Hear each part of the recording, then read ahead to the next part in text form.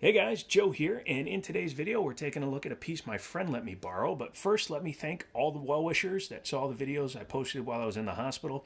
Obviously, I couldn't make long videos while I was sitting in a hospital bed. I also couldn't do it on my normal bread and butter while in the hospital. So thank you so much for all the kind comments. Thank you for the new subscribers, even though the videos were very short last week.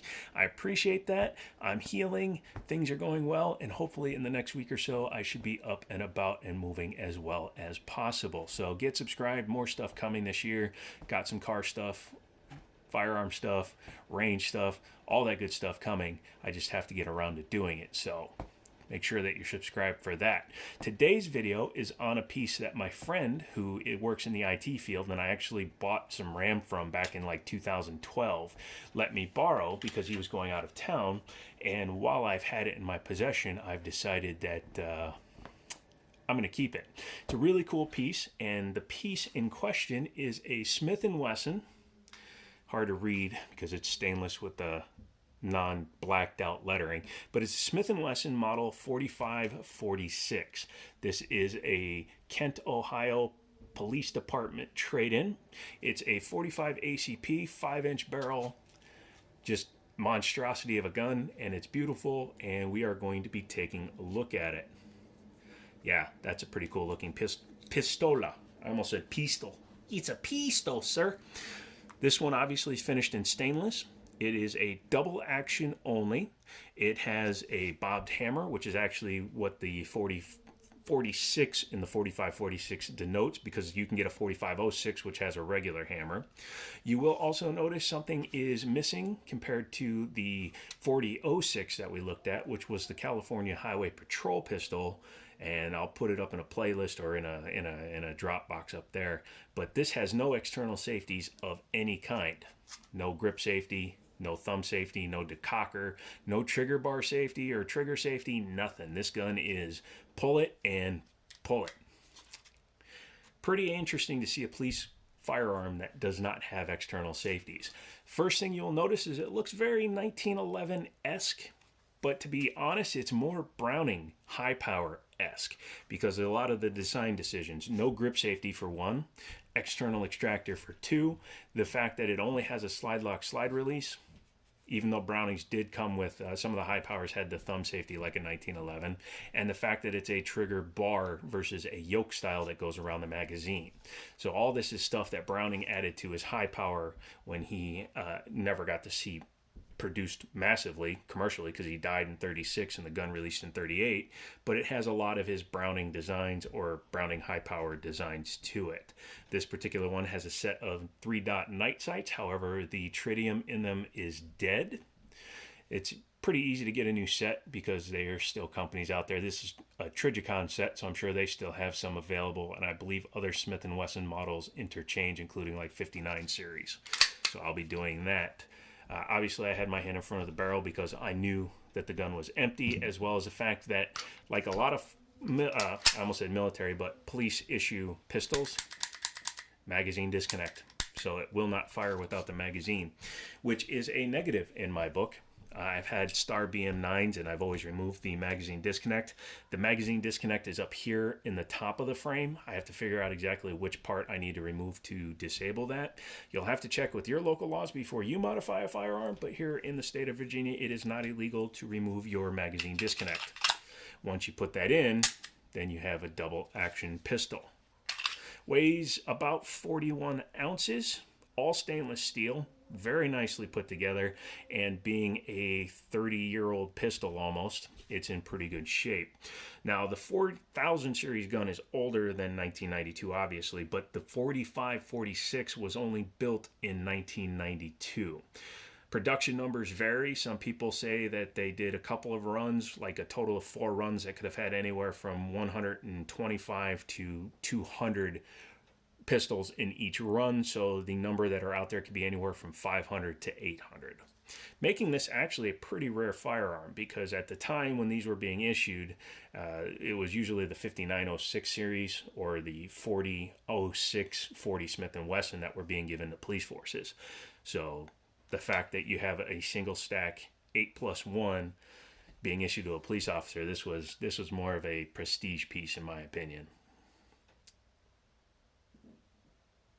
Has a very generous trigger guard here, so if you're wearing gloves, you should be able to get your finger in there even if you're wearing a heavy mitt, because being a double action, it comes all the way out this far every time.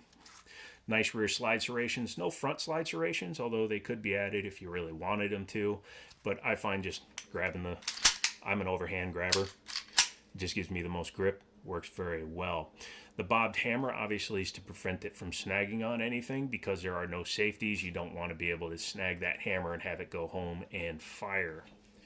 Magazine disconnects, again, I also don't like them, because let's say that when you're drawing your weapon you accidentally do that. Even if the gun only comes out, or the magazine only comes out that far, you still got a dead trigger.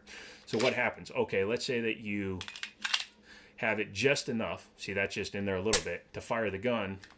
You still have a dead trigger, and if you push the mag the rest of the way in, you still have a dead trigger. And if it had cycled with the mag out that little bit, it probably would have jammed.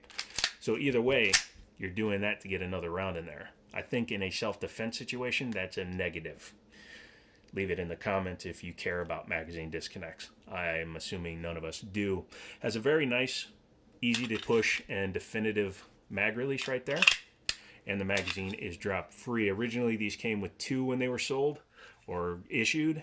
This one only has a single mag, and I'm looking for more mags. It says it should have a yellow follower. Obviously, this magazine has been refurbished since it was retired from active duty. The trigger. It's not a light trigger because it's a double action. Double action, you can see it moves the hammer at the same time when you're pulling the trigger. It's probably about a 7-pound trigger, 7.5-pound trigger. So it's not overly heavy because it's the only thing the gun does, but it's not overly light either. Again, if you caught this on a piece of clothing or the edge of your gun belt, you'd notice right away. But the trigger pull is pretty nice. There's no wall, it just goes bink. However, on the reset, you could get a false reset. If you're the kind of person who's used to a single action pistol and you only go to the first click, you think, oh, the hammer's back and the trigger just clicked, it must be ready to go. But no, this gun is double action only, which means you have to do a full release of the trigger in order to go into the next shot. Something to keep in mind if you're a speed shooter or somebody, again, who likes to ride the reset for accuracy's sake. You're going to have some issues with that. You'll have to adjust. This one has checkering on the front of the trigger guard. I'm not sure if that was factory or not. Someone put in the comments if you own another one. However, it does look like this one was done by a gunsmith afterwards because it's not that accurately done. The vertical serrations on the front strap are useless. I'm probably going to put more Talon grip tape on the front strap here because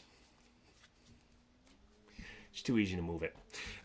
The back strap, it was the more humped version, the curved back strap as they call it, but it was a little bit too bulky. I didn't care for it, so I flattened it. So it's a much flatter profile, and I added some Talon tape to cover where I removed material from the grip itself. It's a rubberized grip, plastic underneath a rubberized coating, so the Talon grips stick to it fine, and this will do until I can find an original set of flat grips on it. I did change out the screw for a nicer set of hex head ones just because I like the look of these screws better and they'll look nicer on the new grips. No beaver tail, however, it does have a bit of a hammer guard, I guess you'd call it, which does allow you to get higher up on the pistol than some people normally would. A lot of people would grip it so that there's a little bit of room there, but no, this gun is designed to be gripped like that. No external safeties does mean you have to practice diligent trigger control when you're messing with this firearm. But if you can do that, you should be 100% fine. Let's go ahead and take her apart. First thing we'll do is drop the magazine. Go ahead and lock it back. Once again, make sure nothing okay. Release the slide. However, you're going to have to come back and bring it back to here. You will see you have to get that notch with the top of there so that you can push out the slide lock, slide release. So very much like a 1911 in that regard. And then you can just pull the gun apart. No need to pull the trigger, it's hammer fired. Inside you will see a guide rod that is not captive. Be careful, it's a very long and strong spring that can shoot out. And then the barrel, much like more modern pistols, there's no front bushing like a 1911. You just drop the barrel down and then pull it out the back. It does have one giant lug for locking up. It looks like it locks up against that lug as well as the front of the ejection port. Very nicely finished barrel. Nice Nice rifling inside. You can see it's a very tight rifling pattern, so it should get the bullet spinning nice and well as nice and deep cuts in there, so that's nice. Short-ish ramp for a gun of this length. It feeds hollow points no problem. That's my personal carry bullet of choice is a hollow point, and I've fed an entire mag through it, no problem. I haven't fired it yet, but I've, rack fed it, and if it'll feed that way, it'll feed mechanically. Inside of the slide, it's a little more complicated. Obviously, you have your lockups there, but when you come back here, this is part of the decocker and external safety system that you see on these pistols most times. There's usually a little handle down there, up there, like on a Beretta, that would allow you to rotate that to block the firing pin tube. It's obviously not present on this firearm. There's your firing pin tube itself, and there's your firing pin way inside the back of the slide. Otherwise, it's not overly complicated. Your extractor comes in on the side. There's where your firing pin comes out. Very nicely finished. I like the little bit of an extra molding around where the barrel goes. Just kind of looks nice. Take a look at the frame. There's your ejector. There's your sear. And I believe this is part of the magazine disconnect, which, again, I need to take the side panels off and look at a diagram, because if just removing that removes the magazine disconnect, I plan on doing that. You can see up here the trigger assembly, the way it works, and it comes in here. It's a little bit of a yoke style, but it's still a trigger bar yoke. It's kind of weird to say, but that's the way it is. It does have a mainspring back here that underneath these grips you can easily get to and adjust if you need to. Overall, the fit and finish is very nice. I like the generous rails, as well as the semi-inverted front rails, which the front of the dust cover actually rides on, which again aids in accuracy, keeps the slide from moving from side to side. So overall, very nicely fit and finished firearm, minus the magazine. As you can see, it's only 5 major parts to disassemble and field strip it. This I count as one because you would normally keep those together.